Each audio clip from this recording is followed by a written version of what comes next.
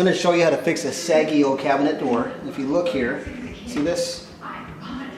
It's like a great mystery. We don't really know what causes this to happen. It just happens.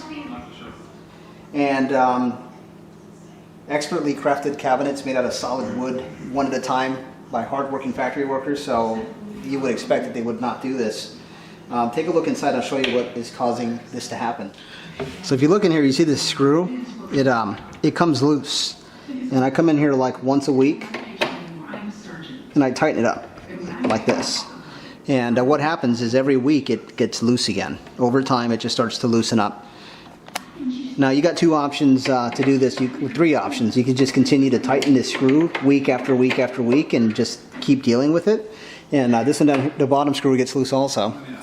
Another option you got is to buy some wood screws, some bigger screws, and just push them in there. You know, take out the existing screw and then put the bigger screw in there. The problem with that is that if you don't drill a pilot hole first, if you don't drill a pilot hole first, you're going to split this wood in here. It's probably the messier way to go about it. I'm going to show you a little bit better way to go. Now, if you also look, this is coarse thread, which is fine. The new screw is a little bit bigger, but before using the new screw, we're just going to use some wood glue. I actually use a ton of this stuff with some other things that I work on. This works perfectly good for me. And what we're going to do is we're actually going to put a little bit into the hole in there. And if this doesn't work, then we can always come back later and we can use a bigger screw. But what I'm going to do is I'm going to push some inside that opening in there. I'm going to fill the void that the screw was in with some of this glue. It's not going to take a lot, but what that's going to do is it's going to give the screw something to bite into, because what's happened is over time this screw, being a coarse thread like it is, has worked its way back out again, and it's chewed up the wood in there. So even though you tighten it, as soon as somebody puts pressure on this door, it's going to loosen back up again. So now that we got that done, we'll go ahead and reinstall it with some wood glue in place.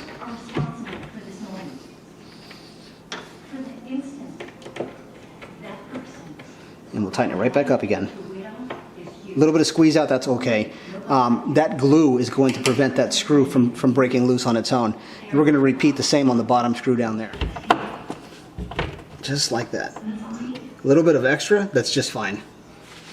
Take a paper towel, just going to wipe up this extra drip right here, so my wife doesn't get mad at me for being a mess. And what we're going to do now is we're going to close this off, and we're going to let it dry for at least 24 hours. So now that it's glued, we have to let it dry. I'm going to put a friendly note on here to let everybody know not to open this door. Whatever. Got a friendly note for you. All right. So if the glue doesn't work, in other words, if this cabinet door starts to sag again after a week and I find myself in the same situation, I'm going to go ahead and go with larger screws, and I'll actually counter drill the hole with a small drill before I put these in, or I'll split it. So that's the plan.